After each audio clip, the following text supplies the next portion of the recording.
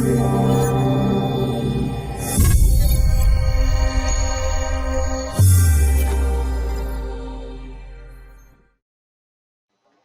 last class, we started with chapter capital gain, and we learned that capital gains will arise when you have capital asset and there is a transfer of it. That means two conditions need to be satisfied. Number one, capital asset, and number two, the transfer of that capital asset. इसमें से एक portion हम लोग ने कुछ हद तक किया था, कैपिटल एसेट की डेफिनेशन देख ली थी. अभी कैपिटल एसेट को ही फर्दर प्रोसीड कर रहे हैं आज की क्लास में भी. फिर ट्रांसफर भी हम लोग कवर करेंगे. कैपिटल एसेट दो प्रकार के होते हैं. Capital asset are of two types, long term capital asset and short term capital asset. Long term या शॉर्ट टर्म कैपिटल एसेट को डिफाइन किया जाता है बेस्ड ऑन होल्डिंग पीरियड. अगर आप लंबे समय तक कैपिटल एसेट को होल्ड करके फिर सेल करते हो, फिर ट्रांसफर करते हो, तो इसे कहा जाता है लॉन्ग टर्म कैपिटल एसेट. अगर आप कैपिटल एसेट को बहुत कम समय के लिए होल्ड करके ट्रांसफर कर देते हो तो कैपिटल एसेट को बोला जाता है शॉर्ट टर्म कैपिटल एसेट. ध्यान दीजिएगा, एक कैपिटल एसेट का नाम लॉन्ग टर्म या शॉर्ट टर्म तब पड़ता है जब उसे ट्रांसफर किया जाता है, न कि एक्वायर करते समय. जब आपने कैपिटल एसेट एक्वायर किया है तो वो सिर्फ कैपिटल एसेट है, बिकॉज यू नेवर नो कि आप उसे कितने समय के लिए होल्ड करेंगे, राइट? तो जब आप उसे ट्रांसफर करते हैं तो उसकी होल्डिंग पीरियड चेक की जाती है, और बेस्ड ऑन होल्डिंग पीरियड एक एसेट को डिफाइन किया जाता है as long term capital asset या फिर शॉर्ट टर्म कैपिटल एसेट. अब प्रश्न यह भी उठता है कि लॉन्ग टर्म या फिर short term capital asset define करने की आवश्यकता ही क्यों है? वो आवश्यकता इसलिए है क्योंकि लॉन्ग टर्म और शॉर्ट टर्म पे टैक्सेस अलग अलग रेट से लगते हैं. लॉन्ग टर्म कैपिटल एसेट का अगर ट्रांसफर होगा तो जो गेन कहलाएगा वो लॉन्ग टर्म कैपिटल गेन कहलाएगा, और अगर शॉर्ट टर्म कैपिटल एसेट का ट्रांसफर होगा तो गेन कहलाएगा शॉर्ट टर्म कैपिटल गेन. और लॉन्ग टर्म कैपिटल गेन और शॉर्ट टर्म कैपिटल गेन पे रेट ऑफ टैक्सेस डिफरेंट है. इसलिए एसेट को पहले क्लासिफाई करना बहुत आवश्यक है, क्योंकि आप एसेट को क्लासिफाई करेंगे as long term capital asset and short term capital asset, तभी तो गेन को क्लासिफाई कर पाएंगे as long term capital gain and short term capital gain, and accordingly tax लगेगा, राइट? चलिए आइए देखते हैं. Types of capital asset, it is short term capital asset and long term capital asset. This is all dependent on, based on holding period, right? Types of capital gain, दो प्रकार की capital gain भी हो गए. Short term capital asset का अगर transfer हुआ है तो शॉर्ट टर्म कैपिटल गेन आएगा, और लॉन्ग टर्म कैपिटल एसेट का ट्रांसफर हुआ है तो लॉन्ग टर्म कैपिटल गेन आएगा. So this is gain arising on transfer of short term capital asset. This is gain arising on transfer of long term capital asset. Now coming to period of holding. कुछ asset के case में period of holding जो है वो 12 महीने पे cut off है, मतलब 12 महीने तक शॉर्ट टर्म, 12 महीने के बाद लॉन्ग टर्म. कुछ एसेट है जिनके लिए 24 महीने का कट ऑफ है, मतलब 24 महीने तक शॉर्ट टर्म, 24 महीना एक दिन भी होगा तो लॉन्ग टर्म. कुछ एसेट के लिए 36 महीने का कट ऑफ है, मतलब 36 महीने तक है होल्डिंग पीरियड तो शॉर्ट टर्म, और 36 महीना एक दिन भी हो गया तो लॉन्ग टर्म. तो कट ऑफ क्या क्या है लॉन्ग टर्म या शॉर्ट टर्म के लिए?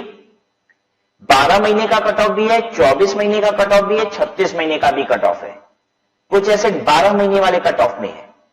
तो जो एसेट 12 महीने वाले कट ऑफ में है उनकी होल्डिंग पीरियड कैसे देखनी है कि 12 महीने तक अगर होल्ड किया है, राइट, तो कहलाएगा शॉर्ट टर्म कैपिटल एसेट. 12 महीना एक दिन भी होल्ड कर लिया तो कहलाएगा long term capital asset. Period of holding, it means the period for which the asset is held by the assessee. It starts from the date of acquisition and ends on the day preceding the date of transfer. Period of holding क्या है? It means the period for which the asset is held by the assessee. It starts from the date of acquisition and ends on the day preceding the date of transfer. Holding period क्या होता है? Start तो होता है date of acquisition से, खरीदारी वाले दिन से, लेकिन एंड होता है on the day preceding the date of transfer. जिस दिन ट्रांसफर किए उससे एक दिन पहले, वहां तक होल्डिंग पीरियड होता है. आइए सिखाता हूं आपको holding period.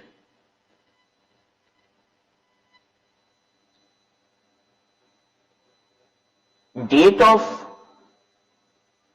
Purchase of capital asset है 5/4/2018।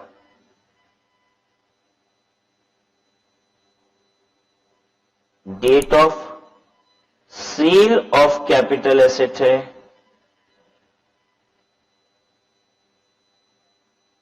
10/10/2019। What is period of holding? Period of holding होगा 5/4/2018 से लेके 9/10/2019 तक। परचेज वाली डेट से शुरू होगा, ये हो गया शुरू, और सेल वाली डेट के एक दिन पहले तक ही रहेगा।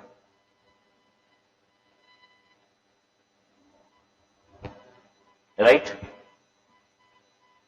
कोई दिक्कत तो नहीं है यहां तक? परफेक्ट है?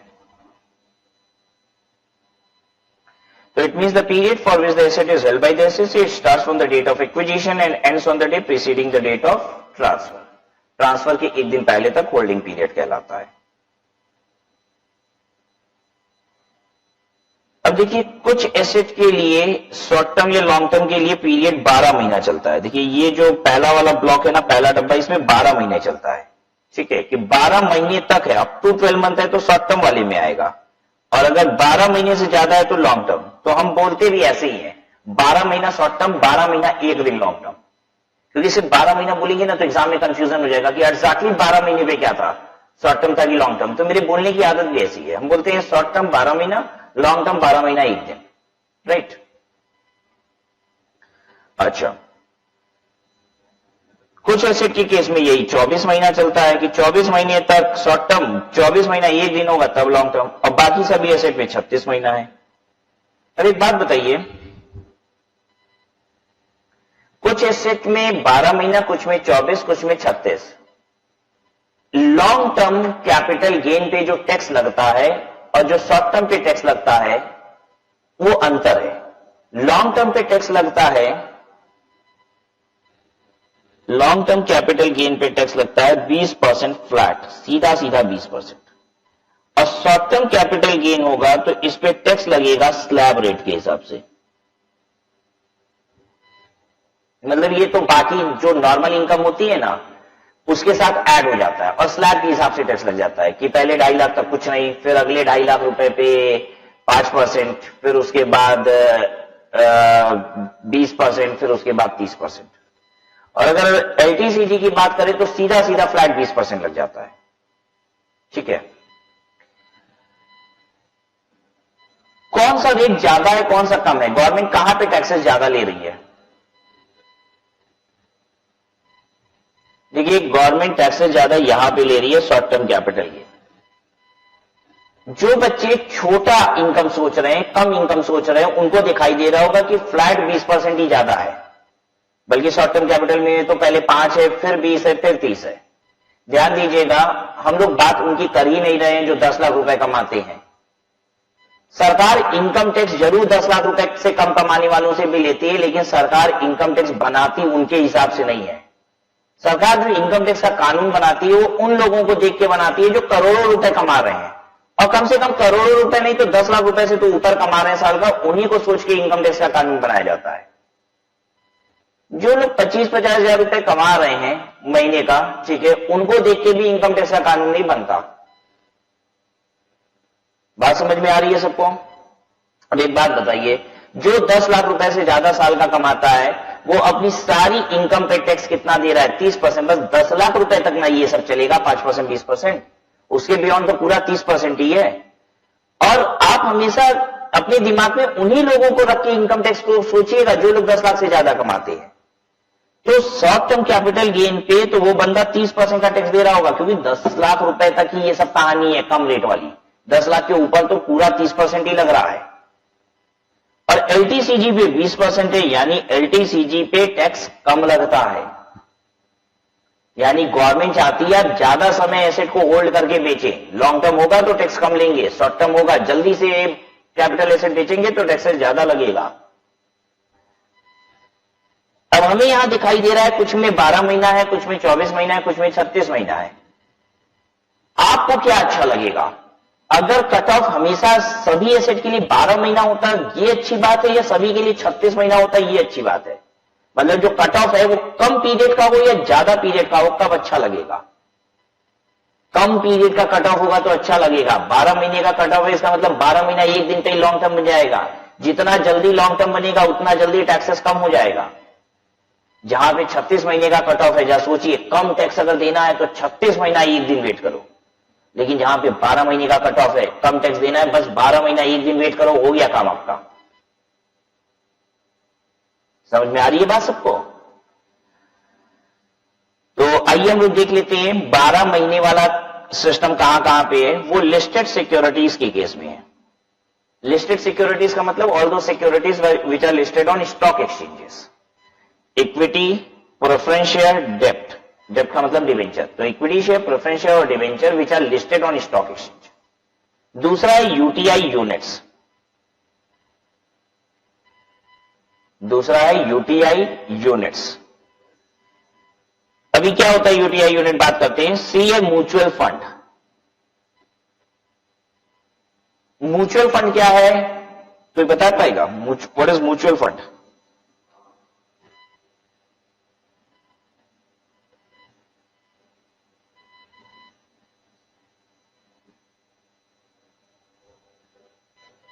चलिए आइए समझाते हैं आपको म्यूचुअल फंड क्या होता है।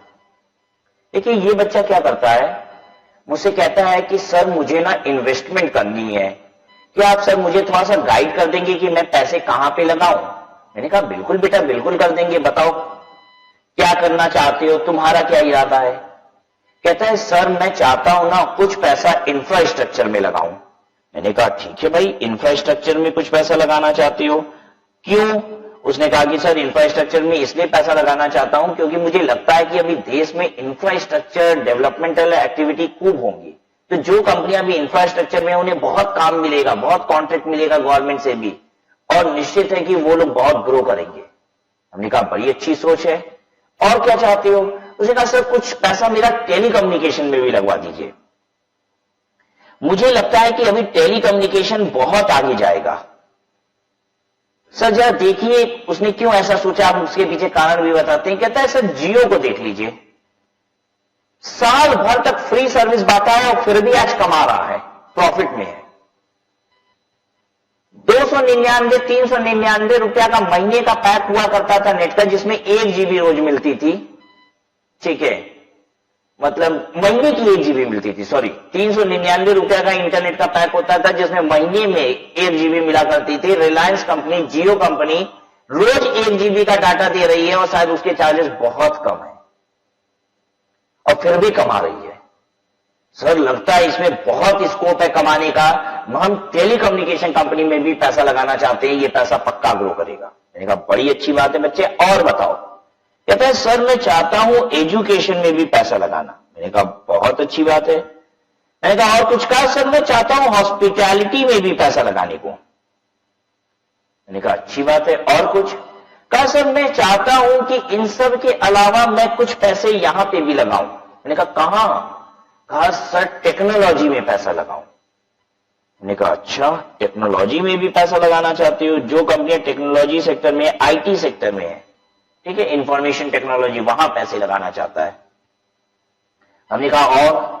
कहा सर कुछ पैसे तो मैं चाहता हूं गवर्नमेंट सिक्योरिटी में लगा लूं जहां कोई रिस्क ही ना रहे, पैसा बढ़ेगा घटेगा नहीं, क्योंकि इन सभी सेक्टर में सर ग्रोथ की एक्सपेक्टेशन हाई है, लेकिन कभी भी कुछ भी हो सकता है। ठीक है, लेकिन गवर्नमेंट सिक्योरिटी तो सिक्योर्ड है, पैसा कम बढ़ेगा लेकिन बढ़ेगा, ये तो श्योर है। यहां तो पैसा 100 का 500 हो सकता है, ठीक है, लेकिन 10 भी तो हो सकता है, लेकिन गवर्नमेंट सिक्योरिटी का पैसा तो 100 का 105 होगा, 106 होगा, बढ़ेगा ही। हमने कहा और? कहा बस सर बस बस इतनी इच्छाएं हैं। हमने कहा पैसा कितना लगाना चाहते हो? कहा सर मेरे पास 500 रुपए हैं, ये लगाना चाहता हूं। 500 रुपया मात्र जेब में रखा है और बातें इतनी बड़ी बड़ी। इंफ्रास्ट्रक्चर कंपनी में पैसे लगाएगा, टेलीकम्युनिकेशन में लगाएगा, एजुकेशन में लगाएगा, हॉस्पिटैलिटी में लगाएगा, आईटी में लगाएगा, गवर्नमेंट सिक्योरिटी में लगाएगा, जेब में रखा है 500 रुपया। अगर आईटी की एक कंपनी का भी एक शेयर भी खरीदना हो तो शायद आपको इंफोसिस वगैरह के शेयर 2000 रुपए के आसपास के मिलेंगे। और 500 रुपया रखा है, बात इतनी बड़ी बड़ी, इतनी कंपनियों में पैसा लगाना है, पॉसिबल है? पॉसिबल है। एक ही चीज है जो ये सब पॉसिबल कर सकती है, और वो है म्यूचुअल फंड। अब आइए समझाते हैं म्यूचुअल फंड क्या होता है। इसकी जो इच्छाएं थी इसने व्यक्त की, मैंने इनसे 500 रुपए लिया। ऐसे बहुत सारे लोग हैं पूरे हिंदुस्तान में जिनकी ये इच्छाएं हैं और उनके पास पैसे बहुत कम हैं। मैं इन सब से पैसा इकट्ठा करता हूं और 500 रुपए, 1000 रुपए, 2000 रुपए किसी ने कंट्रीब्यूट किए और मेरे पास टोटल कितना है? 500 करोड़ रुपए। इसके पास 500 है, लेकिन मैंने तो ऐसे कई लोगों से पैसे लिए, मेरे पास अब कितने हैं? 500 करोड़ रुपए। क्या मैं इन सब कंपनियों में पैसा लगा सकता हूं? बिल्कुल लगा सकता हूं। अब मैं इन सब कंपनियों में पैसे लगाऊंगा। अब मेरा 500 करोड़ रुपए अगले दिन पता है कितना हो जाता है? मैंने आज 500 करोड़ रुपए इन्वेस्ट कर दिए, ठीक है। कुछ कंपनियों के शेयर बढ़े, कुछ के घटे भी, कुल मिला के जितना शेयर खरीदा था हमने या जो भी सिक्योरिटीज खरीदी थी, अगले दिन उसकी मार्केट वैल्यू हो जाती है 510 करोड़। तो जिसने मुझे 500 रुपया दिया था ना, पता है उसके एसेट, उसके म्यूचुअल फंड की वैल्यू क्या हो गई? 510 रुपया। अगर मेरा 500 करोड़ रुपया टोटल इन्वेस्टमेंट 500 से 510 करोड़ रुपए हो गया, तो जिसने 500 रुपए दिए थे उसका 510 रुपए हो गया इन्वेस्टमेंट की वैल्यू। उसने मेरे म्यूचुअल फंड में इन्वेस्ट किया है, ठीक है। उसने यूनिट्स ऑफ म्यूचुअल फंड खरीदी है मुझसे। उसकी 500 रुपए की म्यूचुअल फंड की यूनिट कितनी हो गई? 510 रुपए। जिसने 1000 रुपए की म्यूचुअल फंड की यूनिट खरीदी थी उसका 1020 रुपया हो गया होगा। हर 500 रुपए पे 10 रुपए बढ़ गया। समझ में आया बात हमने क्या कहा? ये होता है mutual fund. Mutual fund company के पास एक्सपर्टाइज होता है, नॉलेज होता है कि पैसा कौन सी कंपनी में लगाना चाहिए, और ये हर दिन मार्केट को वॉच करते रहते हैं। जब भी इन्हें लगता है कि इस पैसे को यहां से निकाल के यहां लगाना चाहिए, यहां से निकाल के यहां लगाना चाहिए, तो हर समय ये पोर्टफोलियो को चेंज भी करते रहते हैं। हर समय नई सिक्योरिटीज खरीदते हैं, पुरानी बेचते रहते हैं। कुछ ऐसा करते हैं कि मार्केट के हिसाब से चलते रहते हैं, मार्केट को कंटिन्यूअसली वॉच करते हैं। ये मार्केट वाले एक्सपर्ट होते हैं इन कंपनियों के पास, जो पूरी तरीके से शेयर मार्केट को, सिक्योरिटीज मार्केट को समझते हैं, राइट। और इससे अपनी एक्सपर्टाइज की वजह से ये म्यूचुअल फंड कंपनियां रिटर्न ज्यादा बना पाती हैं, और जब वो ज्यादा रिटर्न बनाती हैं तो ऑटोमेटिक ज्यादा रिटर्न दे पाती हैं अपने इन्वेस्टर्स को। कोई दिक्कत यहां तक? परफेक्ट है। ये होता है म्यूचुअल फंड, राइट। अब म्यूचुअल फंड जब मैं इश्यू करता हूं, जैसे मान लीजिए मैं mutual fund company mutual fund issue कर रहा हूं, तो एक बार में कई सारे म्यूचुअल फंड इश्यू करूंगा। मान लीजिए मेरी म्यूचुअल फंड कंपनी का नाम है राज म्यूचुअल फंड। हालांकि म्यूचुअल फंड कंपनी का नाम होता है एसेट मैनेजमेंट कंपनी, तो मेरी कंपनी का नाम होगा राज एसेट मैनेजमेंट कंपनी, ठीक है। अब हम कई सारी म्यूचुअल फंड ला रहे हैं, इसका नाम है राज म्यूचुअल फंड स्कीम ए, राज म्यूचुअल फंड स्कीम बी। अभी अलग अलग स्कीम क्यों आती है? स्कीम सी, स्कीम डी, कई सारी स्कीम हम ला सकते हैं। ये अलग अलग स्कीम क्यों लाई जाती है? देखिए, हर इंसान का रिस्क पर्सपेक्टिव अलग अलग होता है। हर इंसान में रिस्क लेने की क्षमता अलग अलग होती है। जो महीना का 10,000 रुपए कमाता है, उससे हम कहेंगे कि 10,000 रुपए का तुम रिस्क उठा लो, यहां पैसे लगा दो। हो सकता है 10,000 का 20,000 हो जाए, हो सकता है 10,000 का 2,000 रुपए हो जाए, तो वो नहीं लगा पाएगा, उसके में क्षमता नहीं है, क्योंकि उसे डर है कि अगर 10,000 रुपए का 2,000 रुपए हो गया तो उसका घर खर्च कैसे चलेगा, क्योंकि उसके पास तो वही 10,000 रुपए है। लेकिन अगर कोई 1 लाख रुपए कमाता है और हम उससे कहेंगे तुम्हारा 10,000 20,000 होने के भी चांसेस है और 2,000 भी हो सकता है, तो शायद वो ये रिस्क ले ले कि चलो 10,000 का 20,000 भी हो सकता है। क्यों? क्योंकि उसके पास सरप्लस पैसे हैं, उसके में रिस्क बियरिंग कैपेसिटी है। हर इंसान के रिस्क लेने की क्षमता अलग अलग होती है, राइट।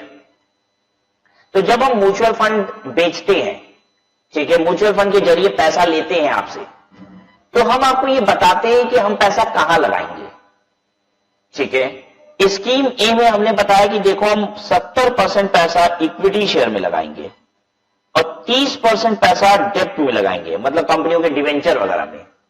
तो डिवेंचर में रिस्क नहीं होता है, मालूम है ना, डिवेंचर के इंटरेस्ट के हिसाब से बस बढ़ता ही रहेगा। इक्विटी शेयर में अप एंड डाउन के चांसेस हैं, ठीक है। बी स्कीम लाया हमने कहा इसमें 20% बस इक्विटी शेयर में लगाएंगे, 80% तो डिवेंचर में लगाएंगे। एक सी स्कीम भी लाए हैं, इसमें बोले 50% इक्विटी शेयर लगा लो, 50% हम डेप्ट में लगाएंगे पैसा, आधा पैसा इक्विटी शेयर में लगाएंगे, आधा पैसा डेप्ट में लगाएंगे। पता है सबसे ज्यादा ग्रोथ के चांसेस कहां पे हैं? यहीं पे है स्कीम ए में, क्योंकि ज्यादा शेयर में लगा है पैसा तो ज्यादा रिस्क भी है, इसमें ज्यादा गिर भी सकता है। यही सबसे कम रिटर्न कहां पे आने की संभावना है इसमें? तो भाई सबसे कम रिटर्न इसमें आएगा क्योंकि शेयर में बहुत कम पैसा लगा है ना, ज्यादा तो पैसा डिवेंचर में लगा है, तो डिवेंचर पे 8-9% का ही तो इंटरेस्ट आता है बस, और 20% इक्विटी में लगा है, तो बहुत ज्यादा बढ़ने के ग्रोथ के चांसेस नहीं है। जैसे कंपनी 100 करोड़ रुपए उठाएगी तो 80 करोड़ रुपए तो उसमें से डिवेंचर में लगा देगी, बस 20 करोड़ रुपए इक्विटी शेयर में लगाएगी। तो ग्रोथ के चांसेस यहां पे कम है, लेकिन अकॉर्डिंगली रिस्क भी तो बहुत कम है, रिस्क भी अकॉर्डिंगली यहां पे बहुत कम है। जहां तक रही इस स्कीम की बात, तो इसमें इक्विटी और डेप्ट बराबर है, हालांकि 70% से तो कम इक्विटी है ना यहाँ पे, तो थोड़ा रिस्क कम है, तो थोड़ा रिटर्न के चांसेस भी यहाँ पे कम है। अकॉर्डिंगली जो इंसान की जो जितनी क्षमता होती है रिस्क लेने की, उस हिसाब से वो उस स्कीम में पैसे दे देता है। मेरे में ज्यादा रिस्क की क्षमता होगी तो हम कहेंगे कि हम तो ये स्कीम लेने को तैयार हैं, तो हम इसमें पैसा देंगे, कोई इसमें पैसा देगा, कोई इसमें पैसा देगा। ठीक है, अब हम आपको बता रहे हैं म्यूचुअल फंड के डिफरेंट वेराइटीज। पहली एक वेराइटी होती है म्यूचुअल फंड की जिसे कहा जाता है इक्विटी ओरिएंटेड म्यूचुअल फंड।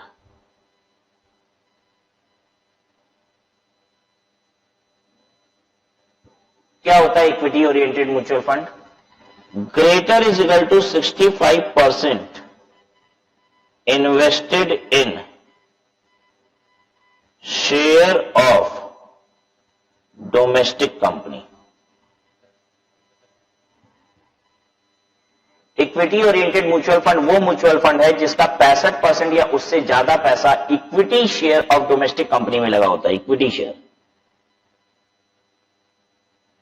अगर मान लीजिए एक म्यूचुअल फंड कंपनी 100 करोड़ रुपए मार्केट से उठाती है और 100 करोड़ में से 65 करोड़ या उससे ज्यादा इक्विटी शेयर डोमेस्टिक कंपनी का खरीद लेती है और बाकी डिवेंचर वगैरह में मान लीजिए पैसे लगाती है, तो ऐसे म्यूचुअल फंड स्कीम को कहा जाता है equity oriented mutual fund.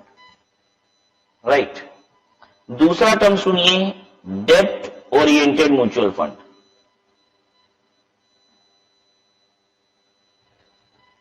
What is डेब्ट oriented mutual fund? A mutual fund which is not equity oriented mutual fund.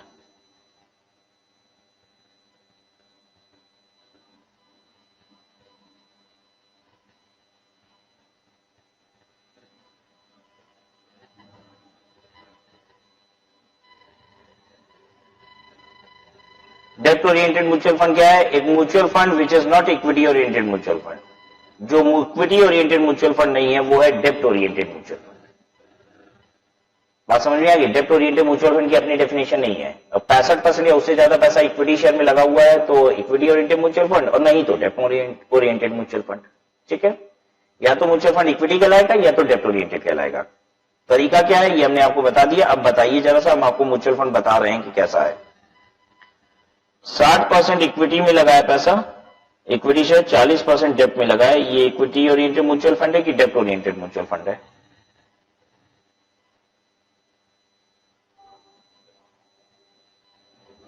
कैसा म्यूचुअल फंड है? ज्यादा पैसा इक्विटी में ही लगा है। देख लीजिए, 60% इक्विटी, 40% डेप्ट। इक्विटी ओरिएंटेड तब होता है जब 65% या उससे ज्यादा लगा हो, तो ये डेप्ट ओरिएंटेड है।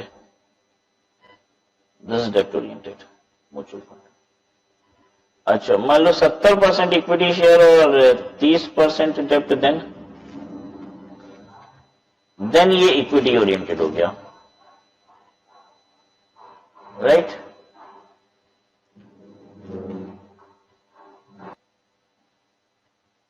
क्लियर है ये बात?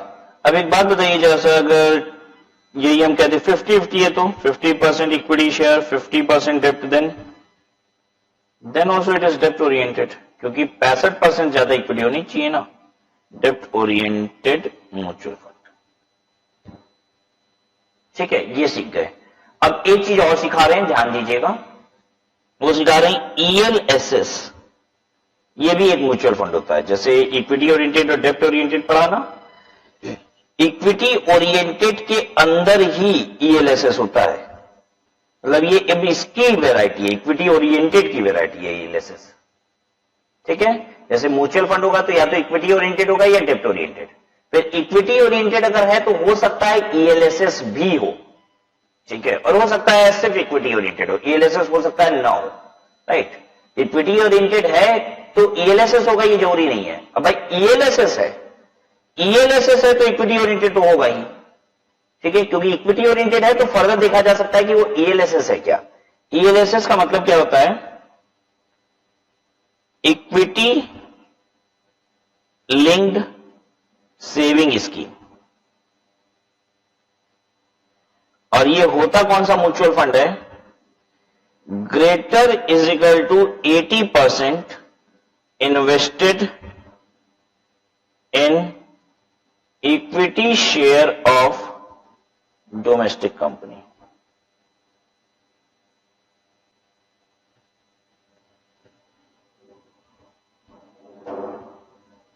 ठीक है, कोई दिक्कत तो नहीं यहां पे।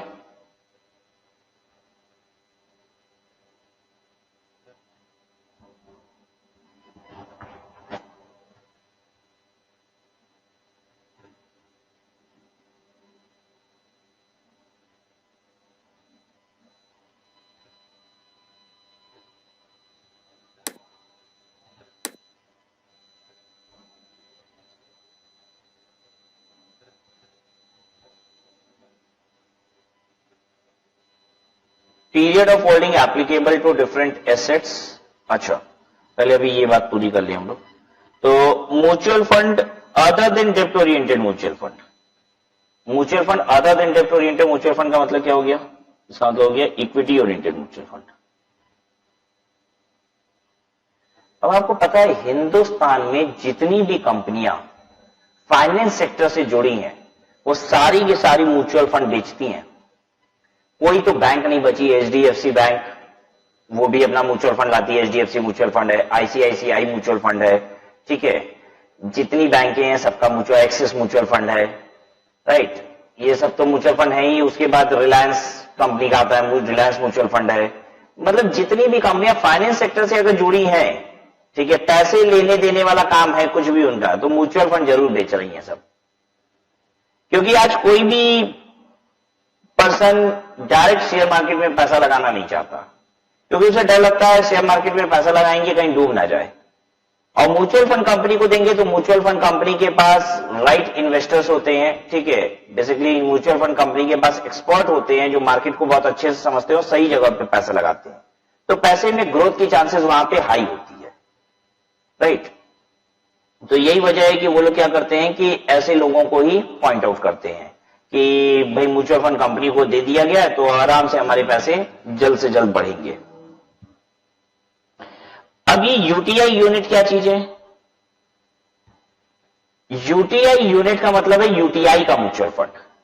सारे म्यूचुअल फंड एक जगह लिखे हैं सी पॉइंट में, और यूटीआई का म्यूचुअल फंड अलग से लिखा है। क्यों पता है, क्योंकि इज्जत दे रहे हैं और उन्होंने अपने म्यूचुअल फंड को यूटीआई यूनिट्स बोल रखा है। हिंदुस्तान में सबसे पहले म्यूचुअल फंड ये कॉन्सेप्ट लाने, म्यूचुअल फंड तो नाम ही नहीं था उस समय। भाई कोई भी चीज जब पैदा होती है तो नाम थोड़ी ना होता है, पहली बार कोई चीज आई तो ये पहली बार पता है ये कॉन्सेप्ट किसने किया था कि मार्केट से पैसा बटोरते हैं और पैसा लगाते हैं मार्केट में, ये काम किया था यूटीआई ने।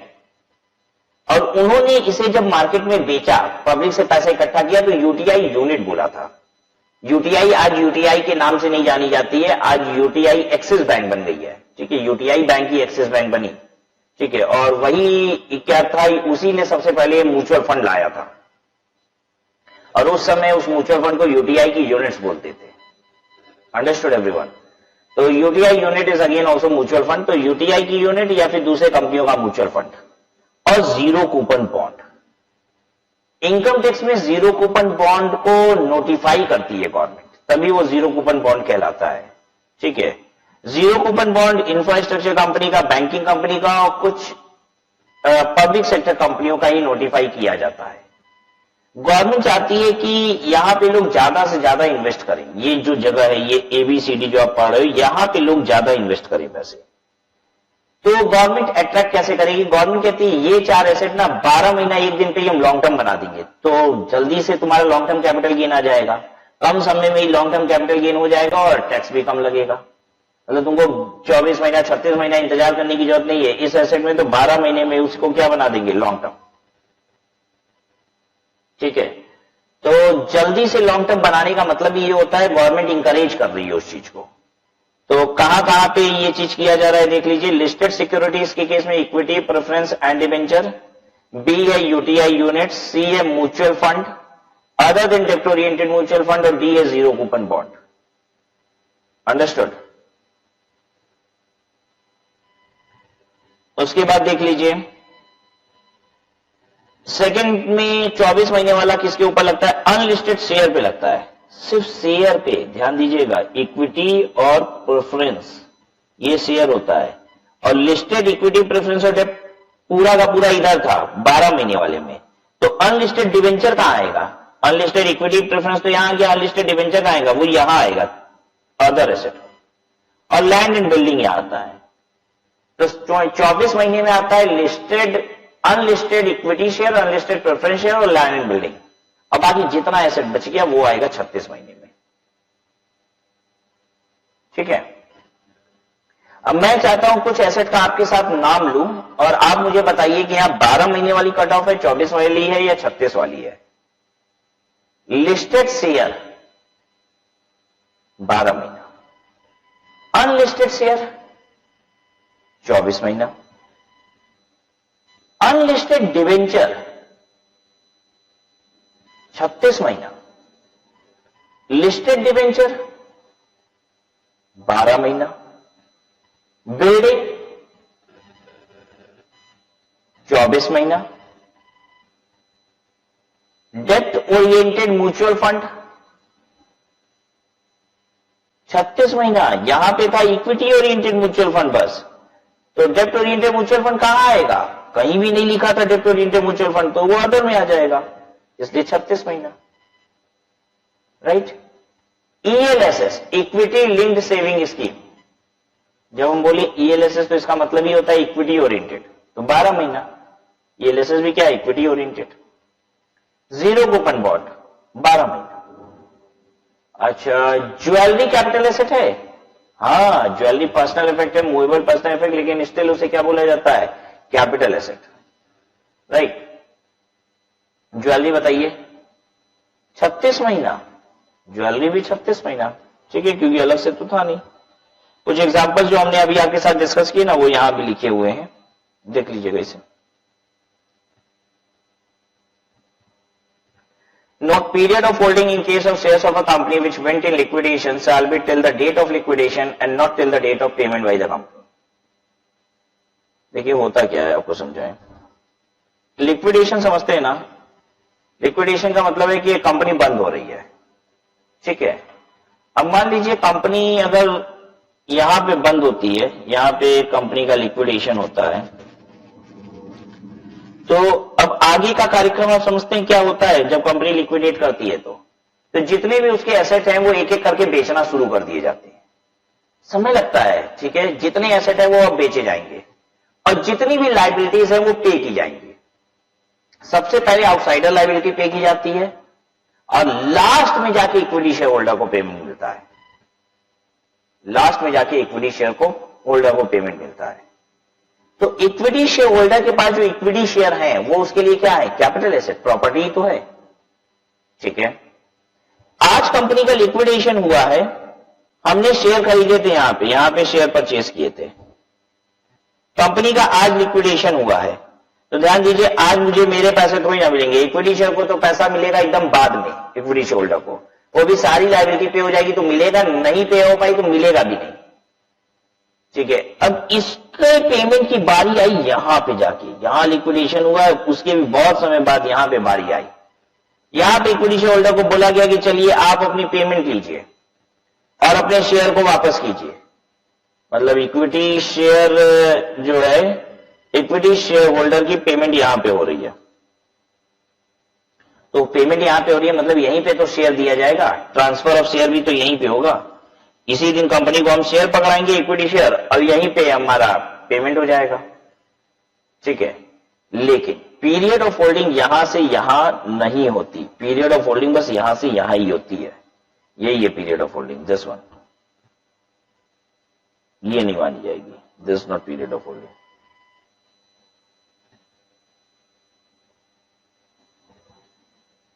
तो याद रखिएगा, जो कंपनी लिक्विडेशन में जाती है उस कंपनी के शेयर्स की पीरियड ऑफ होल्डिंग लिक्विडेशन के दिन तक ही मानी जाती है, लिक्विडेशन के बाद का पीरियड ऑफ होल्डिंग में नहीं माना जाएगा, ठीक है।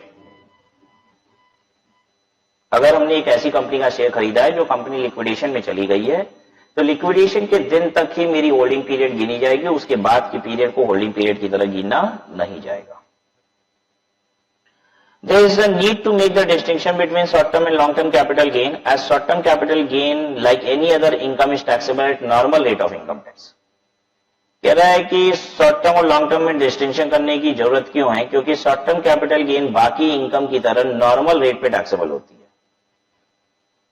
Where long term capital gain को 20% पे टैक्सेबल बनाया जाता है। शॉर्ट टर्म कैपिटल गेन तो नॉर्मल इनकम की तरह टैक्सेबल होती है, जबकि लॉन्ग टर्म कैपिटल गेन 20% पे टैक्सेबल होती है, ठीक है। तो इसीलिए अलग अलग करना पड़ता है, राइट। तो हम लोग ने बच्चों एक डेफिनेशन कंप्लीट कर ली और वो थी कैपिटल एसेट की। अगली डेफिनेशन अब हम लोग देखने जा रहे हैं ट्रांसफर की।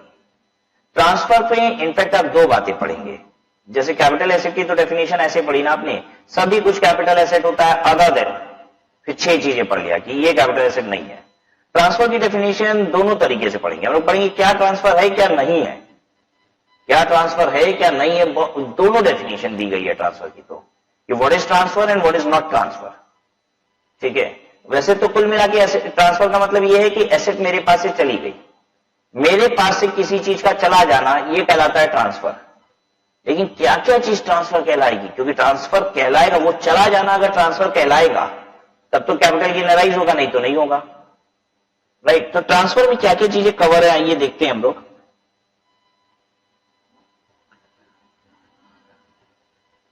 अच्छा, अब यहां पे ट्रांसफर में क्या है कि बहुत सारे, मैं आपको बताऊंगा कि बहुत सारे पॉइंट प्योर थ्योरेटिकल पॉइंट है, आपके एग्जाम में प्रैक्टिकल क्वेश्चन उनसे नहीं बनते, ये बहुत वाइडर डेफिनेशन है ट्रांसफर की, ठीक है। इसमें बहुत सारी चीजें हैं जो सिर्फ थ्योरेटिकली ही समझनी है, जिसका कोई प्रैक्टिकल एस्पेक्ट नहीं है, इंपैक्ट नहीं है, राइट। तो आपको मेरी कवरेज के हिसाब से भी जजमेंट मिल जाएगा, आपको समझ में आ जाएगा कि हमें किस तरीके से कवर करना है इस पोर्शन को। जहां पे प्रैक्टिकल क्वेश्चन की इन्वॉल्वमेंट है या जिस पॉइंट को हमें ज्यादा फोकस करना है, तो निश्चित है कि मेरा लेक्चर डिलीवरी उसी प्रकार का होगा। जहां पे सिर्फ थ्योरेटिकल कॉन्सेप्ट को समझना है और कोई प्रैक्टिकल इंप्लीकेशन नहीं है उसकी हमारे कोर्स में, तो उसकी कवरेज भी अकॉर्डिंगली मेरी वैसी ही होगी, ठीक है। तो कहीं आपको देखिए कि कवरेज बहुत ज्यादा जा रही है, किसी पॉइंट पे तो कवरेज बहुत छोटी सी है, तो अकॉर्डिंगली समझ जाइएगा कि कोर्स का कंटेंट ही इस कदर डिजाइंड है कि यहां कवरेज ज्यादा है, यहां पे कवरेज कम है, right. Capital asset must have been transferred. Transfer in relation to capital asset includes, transfer में क्या क्या आता है, नंबर 1 सेल आता है, sale is transfer. Number 2 exchange, अगर आप बेच देंगे तो वो ट्रांसफर है, एसेट चली गई ना, बेच दिया तो चली गई। एक्सचेंज, एक्सचेंज का मतलब होता है एक चीज दिया बदले में दूसरी चीज लिया, ये भी ट्रांसफर है। जब आप किसी चीज को देते हो कुछ लेने के लिए, तो भी कुछ दे तो रहे हो ना, ट्रांसफर तो हो रहा है। तो बेचना ट्रांसफर है, किसी को एक्सचेंज करना किसी से, ये भी ट्रांसफर है। Relinquishment of right, relinquishment of the asset. Relinquishment of asset का मतलब होता है सरेंडर ऑफ राइट।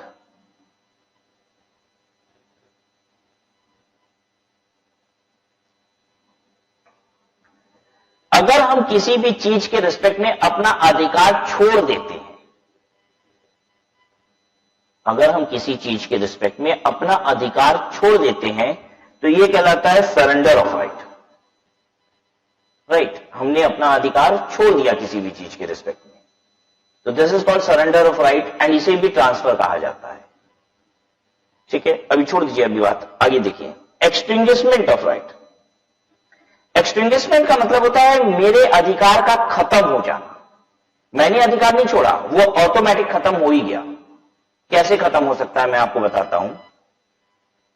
मैंने कंपनी के 10 रुपए के शेयर खरीदे थे, मैंने कंपनी के 10 रुपए के शेयर खरीदे थे, आज कंपनी बंद हो गई, ठीक है, कंपनी बंद हो गई और क्या करती है, मुझे कुछ भी नहीं देती, तो मेरे जो शेयर्स में राइट थे वो एक्सटिंग्विश हो गए, क्योंकि भाई कंपनी तभी मुझे पेमेंट करेगी जब कंपनी के पास कुछ बचा होगा। अगर कंपनी के पास कुछ बचा नहीं है इक्विटी शेयर होल्डर को पे करने के लिए, तो ऑब्वियसली कंपनी पे नहीं करेगी, ठीक है बात। तो एक्सटिंग्विशमेंट का मतलब होता है आपका अधिकार खत्म हो जाना, और रेलिंक्विशमेंट का मतलब होता है अधिकार आपने खुद खत्म कर दिए। Relinquishment is surrender of right, extinguishment is अधिकार का खत्म हो जाना। अधिकार का खत्म हो जाना मैंने आपको समझाया भी कि जैसे मेरे पास शेयर थे 10 रुपए के कंपनी के, कंपनी बंद हो गई और अब कंपनी कुछ मुझे पे भी नहीं करेगी क्योंकि कंपनी के पास कुछ बचा ही नहीं है पे करने को, राइट। तो ये कहलाता है एक्सटिंग्विशमेंट ऑफ राइट। हालांकि अभी ये सब बहुत डिटेल में आपको पीछे जितने भी प्रैक्टिकल एस्पेक्ट है ना, ये डेफिनेशन फिर से आएगी, ये नहीं कि खत्म हो गया, सेल खत्म हो गया, एक्सचेंज खत्म हो गया, सब आएगा अभी आगे चल के, ठीक है। ये तो बस हेडिंग है। Compulsory acquisition under any law, अगर कानूनन मेरे किसी भी प्रॉपर्टी को कंपल्सरी एक्वायर का मतलब होता है गवर्नमेंट ने कंपल्सरी आपकी जमीन या फिर बिल्डिंग ले ली। ध्यान दीजिएगा, जमीन के अलावा और बिल्डिंग के अलावा गवर्नमेंट कंपल्सरी कुछ लेती भी नहीं है। आपकी कार पसंद आ गई, गवर्नमेंट ले ली, ऐसा नहीं होता, सिर्फ जमीन और मकान ही होता है। और वो क्यों होता है उसके पीछे भी कारण है। जैसे मान लीजिए गवर्नमेंट यहां पे हाईवे बनाना चाहती है, ये हाईवे का प्लान है, आपकी एक बिल्डिंग है जो पता है कहां है, ये रही आपकी बिल्डिंग, मतलब थोड़ा सा रोड पे भी आ जाएगी, क्या ये जमीन आपकी है? हाँ आपकी है। जितना आपने एक्स्ट्रा रोड पे, जो रोड का फ्यूचर प्लान है, अभी रोड बना नहीं है, आपका रोड पे आ रहा है ये मकान और निश्चित है ये जमीन भी आपकी है। अब गवर्नमेंट कह रही है बाकी तो पूरी जमीन हमारी है, ये हल्का सा आ जाने की वजह से अब क्या गवर्नमेंट आपको लगा ऐसे रोड बनाएगी, खूब दूर से ये ऐसे चलता हुआ आएगा, आपके मकान की वजह से यहां से ऐसे थोड़ा सा कट रहेगा, फिर ऐसे करके फिर चालू हो जाएगा? नहीं, गवर्नमेंट कहेगी उड़ाओ ऐसे मकान को, ये देखिए गवर्नमेंट ऐसे मकान को उड़ा देगी, ठीक है, और नया ये रोड बना देगी और आपको दे देगी कंपनसेशन कि ये पकड़ो 50 लाख रुपए, ये पकड़ो 2 करोड़ रुपए, ये तुम्हारी जमीन हमने ली, मकान लिया उसका। पूछेगी भी नहीं आपसे। गवर्नमेंट का कोई प्रोजेक्ट अगर खराब हो रहा है तो गवर्नमेंट आपको मुआवजा देगी, आपकी जमीन ले लेगी। गवर्नमेंट आपके एक मकान की वजह से पूरा प्रोजेक्ट थोड़ी ना रोक देगी अपना, ठीक है। तो ये कई हजार किलोमीटर की हाईवे बन रही है, बीच में आपका मकान आ जा रहा है तो हाईवे का प्रोजेक्ट रुक नहीं जाएगा, आपकी मकान को गिरा दिया जाएगा, सरकार कंपनसेशन जरूर दे देगी, उसका मुआवजा जरूर दे देगी। और इनफैक्ट गवर्नमेंट कंपनसेशन भी इतना ज्यादा देती है ना कि किसी को तकलीफ नहीं होती है।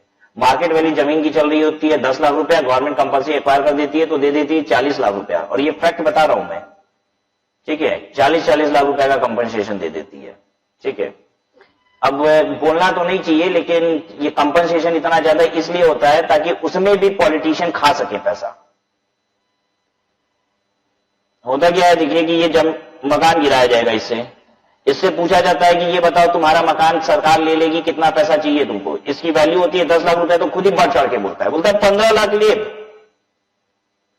15 लाख रुपया लेंगे हम, ये मतलब है उसका, ठीक है। अब वो कहता है जो बेसिकली कॉन्ट्रैक्टर जिसको काम मिला है कि यहां पे रोड बनानी है, वो कहता है कि मैं गवर्नमेंट से काम करता हूं, तुमको दिलवा देता हूं 40 लाख रुपया, ठीक है, तुमको तो 15 लाख रुपया चाहिए ना, 25 लाख रुपया तुमको वापस करने होंगे मुझे। अब ये आगे अपने से बड़े लीडर से सेट करेगा, उसमें लीडर बताएगा अच्छा मैं 5 लाख खाऊंगा, उसके ऊपर वाला लीडर, बड़ा लीडर, वो खाएगा 5 लाख रुपया, खाते खाते खाते खाते सरकार तो 40 लाख रुपया देगी, इस आदमी को 15 लाख रुपया आएगा। और हो सकता है 15 लाख रुपया इसे पूछा गया, बाद में दिया गया 10 लाख रुपया हो इसको। चलिए छोड़ दीजिए, हमको ये सब पॉलिटिकल बात नहीं करनी, I don't want to talk all this. तो सरकार वैसे ही मुआवजा बहुत ज्यादा देती है, तो किसी को मुआवजे से तकलीफ नहीं हो सकती है। 10 लाख रुपए की जमीन की वैल्यू होगी तो सरकारी मुआवजा तो 40 लाख रुपए आ रहा है, वो जा कहां आ रहा है, इससे हमको क्या मतलब, ठीक है। तो compulsory acquisition under any law, ध्यान दीजिएगा, लॉ के तहत कंपल्सरी एक्विजिशन होगा तभी ट्रांसफर है। यानी अगर दाऊद का आदमी आता है और आपको गन पॉइंट पे रखता है, ठीक है, और कहता है कि अपनी जमीन मेरे नाम लिखो। दाऊद जी का कहना है, दाऊद साहब बोले हैं कि जमीन उनके नाम कर दी जाए, ठीक है, जल्दी से बताइए वो पैसे देगा क्या? हो सकता है वो पैसे ही ना दे रहा हो। यहां कैपिटल गेन अराइज होगा क्या? नहीं, ये ट्रांसफर नहीं है। अगर दाऊद का आदमी ले गया जमीन तो गवर्नमेंट कह रही है ट्रांसफर नहीं है। ये सरकार जमीन जबरदस्ती ले लेगी तो ये ट्रांसफर है। पता है इसके पीछे कारण क्या है? देखिए, अगर सरकार जमीन लेगी तो आपको सेल कंसिडरेशन मिलेगी, पैसा मिलेगा। हो सकता है जमीन है 2 लाख रुपए की, सरकार ने दे दिया 10 लाख रुपए, तो 8 लाख रुपया फायदा हो गया तो सरकार टैक्स ले लेगी। आपकी जमीन थी 2 लाख रुपए की, दाऊद ने ली तो 1 रुपया दिया नहीं, तो सेल हो गया 0 अंडा, कुछ बीरा तो है नहीं, माइनस कॉस्ट 2 लाख रुपए, 2 लाख का घाटा है। और 2 लाख का घाटा आप एडजस्ट करने लग जाओगे। अगर सरकार कह देगी कि कोई भी कंपल्सरी एक्वायर कर ले तो ट्रांसफर है, तो सरकार कहती है कानून अगर कंपल्सरी एक्वायर करेगा तो ट्रांसफर है, लेकिन कोई और अगर कंपल्सरी एक्वायर कर ले, जबरदस्ती ले ले, तो वो ट्रांसफर नहीं है, सिर्फ लॉ वाला ट्रांसफर है, ठीक है।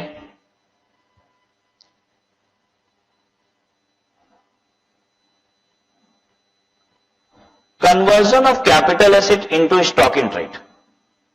Conversion of capital asset into stock in trade. Capital asset को स्टॉक इन ट्रेड में, कैपिटल एसेट को स्टॉक इन ट्रेड में कन्वर्ट करना भी ट्रांसफर है। If you are converting the capital asset into stock in trade, that is transfer. मतलब क्या इसका?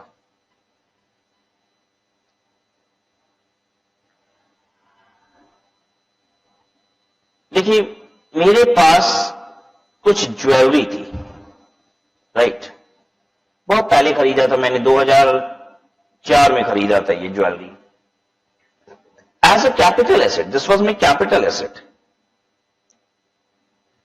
2018 में मैंने ज्वेलरी की शॉप खोल ली,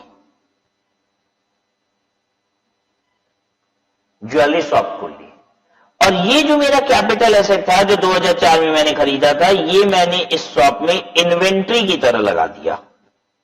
मैं अब इसको बेचना चाहता हूं, अपनी ही दुकान में लगा लिया इसको। ध्यान दीजिएगा, 2004 में जब ज्वेलरी खरीदे थे तो पहनने के लिए खरीदे थे, कैपिटल एसेट थे। 2018 में मैंने ज्वेलरी की दुकान खोली और जो पुरानी ज्वेलरी मैंने खुद के लिए खरीदी थी वो भी दुकान में लगा दी, राइट। जब मैंने इस ज्वेलरी को खरीदी थी 2004 में तो ये 20 लाख रुपए की थी। जिस दिन मैंने अपने दुकान में डाली 2018 में तो इस ज्वेलरी की वैल्यू हो चुकी थी 50 लाख रुपया। तो मैंने 50 लाख रुपए की इन्वेंट्री अपने बुक्स ऑफ अकाउंट में दिखा दी, मेरा स्टॉक 50 लाख रुपए का बढ़ गया। अब जब इस स्टॉक को मैंने बेचा, अब जैसे ज्वेलरी की शॉप में मेरा यही स्टॉक बन गया, तो 2 ओपनिंग स्टॉक, ठीक है, ये हो गया 50 लाख रुपया, राइट, 50 लाख रुपया बन गया। अब इसको मैंने सेल कर दिया, बाई सेल, मान लीजिए 52 लाख रुपए में मैंने बेच दिया, 52 लाख रुपया। तो मेरा पीजीबीपी का जो इनकम आया वो पता है कितना आया? 2 लाख रुपया। मेरी पीजीबीपी की इनकम आई 2 लाख रुपया। जबकि है क्या एक्चुअल में कि आपकी 20 लाख रुपए की ज्वेलरी बिक रही है 52 लाख रुपए में, आपकी इनकम होनी चाहिए थी 32 लाख रुपया, लेकिन मेरी इनकम आ रही है सिर्फ कितना? 2 लाख रुपया। 20 लाख रुपए की ज्वेलरी ना 52 लाख रुपए में बिक गई, लेकिन मैंने तो ये किया था कि मैंने क्या किया कि जब स्टॉक में डाला तो जो उसकी मार्केट वैल्यू थी उतने रुपए का स्टॉक बढ़ा दिया अपनी दुकान में। मैंने कहा 50 लाख रुपए की ज्वेलरी दुकान में डाल रहे हैं तो 50 लाख रुपए मार्केट वैल्यू के हिसाब से वो स्टॉक की वैल्यू बना दी हमने। अब गवर्नमेंट क्या कह रही है? कह रही है कि ये डिफरेंस यहां 50 लाख रुपए से 52 लाख का बेचे तो ये डिफरेंस तो पीजीबीपी बन गया। अब सरकार कह रही है इस डिफरेंस का क्या करें जो 20 लाख से 50 लाख का डिफरेंस है, तो इस डिफरेंस को 30 लाख रुपए को सरकार कह रही है यहां कैपिटल गेन लगेगा। Conversion of capital asset into stock in trade, हम इसको ट्रांसफर मान लेंगे। तो कैपिटल एसेट तो था ही ये ज्वेलरी, ट्रांसफर हो गया, ये जो कन्वर्ट किए हो तुम स्टॉक में ये ट्रांसफर हो गया, और सिंस ये ट्रांसफर हो गया तो इसलिए ये क्या बन गया? कैपिटल गेन अराइज हो जाएगा। समझ में आ रही है बात सबको?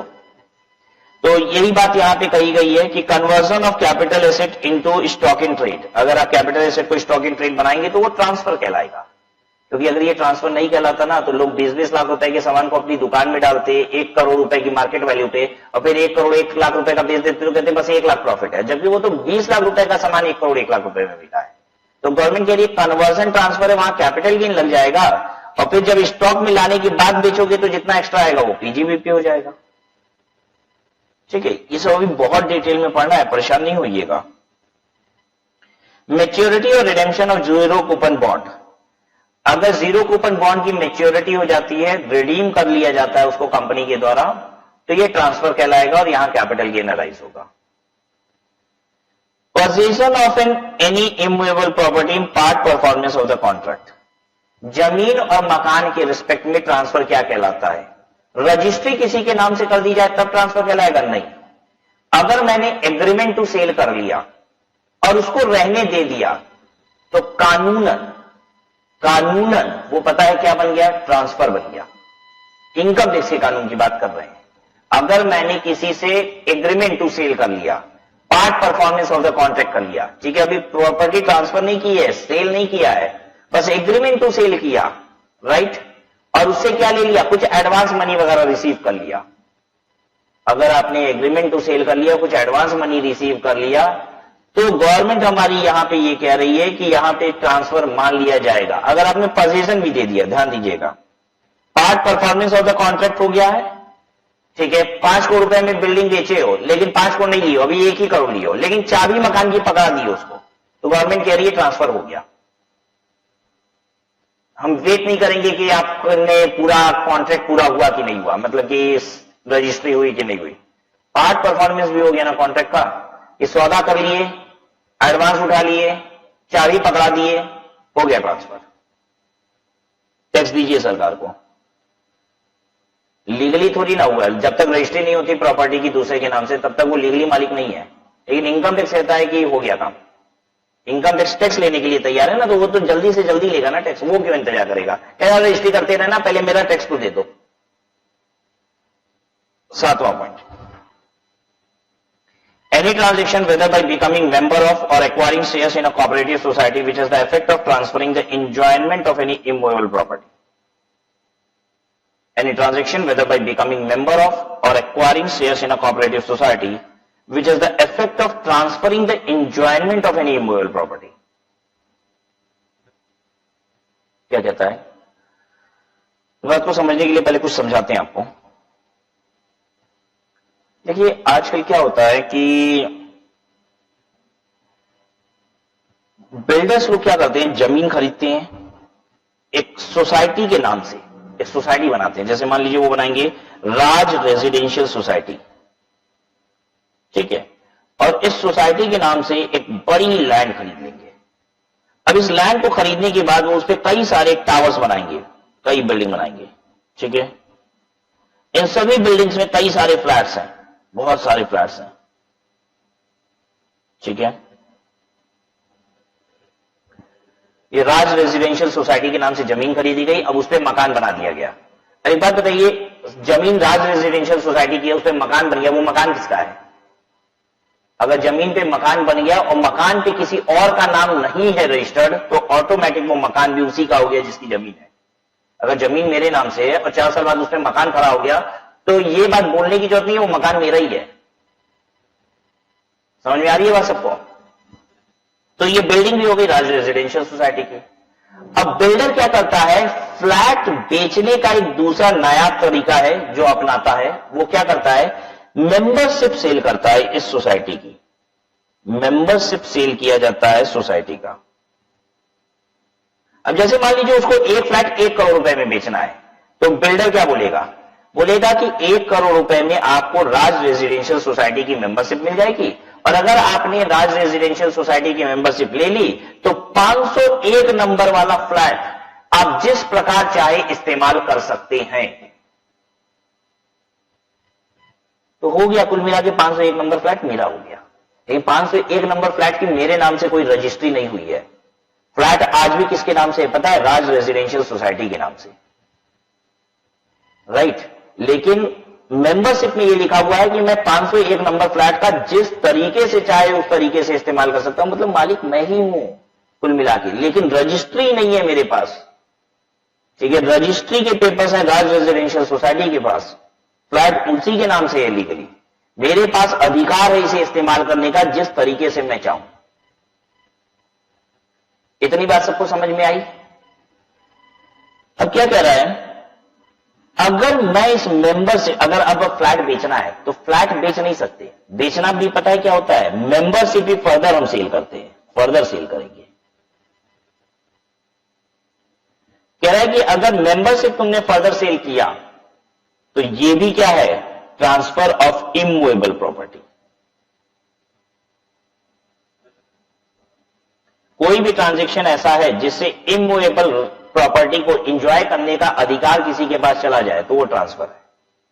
कोई भी ऐसा एग्रीमेंट, कोई भी ऐसा अरेंजमेंट, कोई भी ऐसा एग्रीमेंट, कोई भी ऐसा अरेंजमेंट जिसके तहत इमूवेबल प्रॉपर्टी को एंजॉय करने का अधिकार किसी के और के पास चला जाए तो ये कहलाता है transfer.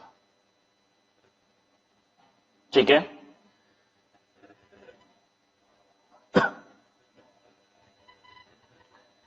Insurance claim due to damage और डिस्ट्रक्शन ऑफ प्रॉपर्टी। बहुत चालाक है सरकार, जब ध्यान से सुनिए तो आपको समझ में आएगा। गवर्नमेंट कहती है डैमेज और डिस्ट्रक्शन ऑफ प्रॉपर्टी ट्रांसफर है। प्रॉपर्टी डैमेज और डिस्ट्रॉय हो जाए, भूकंप आ जाए, प्रॉपर्टी गई, बाढ़ आ गया, प्रॉपर्टी गई, ठीक है, आपके पास से जुदा हो गई, क्या ये ट्रांसफर है? कह रहा है ट्रांसफर, लेकिन तब जब इंश्योरेंस क्लेम मिला है। भूकंप आया, मेरी बिल्डिंग उड़ गई, क्या ये ट्रांसफर है? सरकार कही अभी रुक जाओ, पहले बताओ इंश्योरेंस कराए थे कि नहीं, इंश्योरेंस क्लेम मिला है? हम कह रहे हैं हाँ इंश्योरेंस क्लेम मिला है, करिए ट्रांसफर है। तब हम कह रहे भूकंप में बिल्डिंग उड़ गई, पूछ रही इंश्योरेंस क्लेम है मिला है? हम कह रहे नहीं, तो करिए ट्रांसफर नहीं है। तुम शायद समझ पा रहे हो कि नहीं, ये बहुत बड़ी बात कर दी सरकार ने कि अगर मेरी प्रॉपर्टी भूकंप में उड़ी, ध्यान से सुनो, अगर मेरी प्रॉपर्टी भूकंप में उड़ी और मुझे इंश्योरेंस क्लेम मिला तो सेल कंसिडरेशन वो होगी जो इंश्योरेंस क्लेम मिला, इसमें से मैं अपनी कॉस्ट घटाऊंगा, तो निश्चित है गेन आने के चांसेस हैं यहां पे कुछ ना कुछ। लेकिन अगर भूकंप में प्रॉपर्टी उड़ी और क्लेम नहीं मिला तो सेल कंसिडरेशन होगा जीरो, कॉस्ट तो निश्चित है कुछ ना कुछ होगी, तो ये कैपिटल गेन नहीं आएगा, लॉस आ जाएगा, यहां पे तो निगेटिव फिगर आ जाएगी। और सरकार चाहती है कि ये निगेटिव फिगर का टेंशन क्यों ले, ये निगेटिव आ जाएगा तो एडजस्ट कर देगा बंदा, किसी ना किसी प्रॉफिट से और टैक्सेस कम करा लेगा अपना। तो गवर्नमेंट मेरे लॉस को देखना नहीं चाहती, चालाकी कर रही है गवर्नमेंट, कह रही है इंश्योरेंस क्लेम मिला तो ट्रांसफर है, इंश्योरेंस क्लेम नहीं मिला तो नहीं ट्रांसफर है, क्योंकि इंश्योरेंस क्लेम नहीं मिला तो सेल तो जीरो हो गई ना, कॉस्ट तो जरूर है प्रॉपर्टी की, कुछ ना कुछ तो घाटा हुआ है, घाटा रिकॉग्नाइज करना नहीं चाहती है गवर्नमेंट। अब क्लेम मिलेगा तो फायदे के चांसेस है, तो गवर्नमेंट कह रही है क्लेम मिला है तो फिर बताओ, तब तो ये ट्रांसफर है। ठीक है, बिल्डिंग उड़ी, बिल्डिंग कैपिटल एसेट है, और इंश्योरेंस क्लेम मिला है और लॉस हुआ है प्रॉपर्टी का, तो ट्रांसफर है ये। अच्छा, अब मेरी भूकंप में बिल्डिंग उड़ी 20 लाख रुपए की और मुझे कंपनी से, इंश्योरेंस कंपनी से क्लेम मिल गया 80 लाख रुपए का, मेरा गेन कितना हो गया? 60 लाख रुपए। सरकार 60 लाख रुपए पे टैक्स लेगी। इंश्योरेंस क्लेम मिलता है तो गवर्नमेंट कहती है ये ट्रांसफर है, प्रॉपर्टी अगर डिस्ट्रॉय हो जाए और आपको क्लेम मिल जाए तो ये ट्रांसफर है। एक बात बताइए, 20 लाख रुपए की प्रॉपर्टी का मैंने कहा इंश्योरेंस क्लेम मिल गया 80 लाख रुपए, पॉसिबल है क्या? भूकंप में बिल्डिंग उड़ेगी 20 लाख रुपए की और इंश्योरेंस कंपनी आपको 80 लाख रुपए देगी, ऐसा हो सकता है? मतलब मजाक है क्या कि 20 लाख रुपए की बिल्डिंग उड़ रही है और 80-80 लाख रुपए इंश्योरेंस कंपनी दे रही है? पॉसिबल है? बिल्कुल पॉसिबल है। मेरी प्रॉपर्टी 20 लाख रुपए की इसलिए है क्योंकि 20 साल पहले खरीदे थे, आज उसकी मार्केट वैल्यू 80 लाख रुपए है। मैंने जब इंश्योरेंस कराया है तो सम एश्योर्ड 80 लाख रुपए है, प्रीमियम 80 लाख रुपए के हिसाब से जो बनती है वो दे रहे हैं। जरा सोच के देखो, आपके परदादाजी ने एक मकान बनवाया था 1 लाख रुपए का, आज वो बिल्डिंग पता है कितने की होगी? कम से कम 10 करोड़ रुपए की होगी। तो जब उसका इंश्योरेंस कराओगे तो 1 लाख रुपए का इंश्योरेंस करा दोगे कि 10 करोड़ का? 10 करोड़ का इंश्योरेंस कराएंगे। 1 लाख का इंश्योरेंस करा के क्या करेंगे? वो महल होगा कम से कम, परदादाजी बनवाए थे 1 लाख रुपए में। ठीक है, तो अब उसका क्या होगा? इंश्योरेंस जो होगा वो आज की मार्केट वैल्यू पे निश्चित है, आप करा रखे होगे। तो आप 10 करोड़ का इंश्योरेंस कराओगे तो 10 करोड़ रुपए मिलेगा ना उस मकान का। हर कोई इंश्योरेंस मार्केट वैल्यू के हिसाब से कराता है, कॉस्ट के हिसाब से कराएंगे क्या? 100-150 साल पुराना मकान है, ठीक है, 1 लाख रुपए का, तो 1 लाख की इंश्योरेंस करा रहे हैं, मकान अगर गया कभी तो 1 लाख रुपए मिल जाएगा। नहीं, आज की मार्केट वैल्यू के हिसाब से कराएंगे तो पॉसिबल है बिल्कुल, राइट। सेल एक्सचेंज एक्सटिंग्विशमेंट की डेफिनेशन है, we do not need it, right. And what I feel कि आज की क्लास को यहीं पे स्टॉप कर लेते हैं, अगली क्लास में आएंगे तो आगे की बात करेंगे। आज मैंने आपको ये सिखा दिया है कि ट्रांसफर क्या होता है। अगली क्लास में जब हम आएंगे तो आपको सिखाएंगे transaction not regarded as transfer, कौन से ट्रांजैक्शन ट्रांसफर नहीं कहलाती। तो कैपिटल एसेट में तो बस ऐसे ही था कि what is not capital asset, right, क्योंकि वो कहता था सभी कुछ कैपिटल एसेट है, बस ये 6 चीजें नहीं है। तो मतलब हमने याद किया वो 6 चीजें जो कैपिटल एसेट नहीं है। यहां पे दोनों चीज याद करेंगे, क्या ट्रांसफर है, क्या ट्रांसफर नहीं है। अगली क्लास में नहीं है ट्रांसफर, ये बात को कवर किया जाएगा। Will stop here.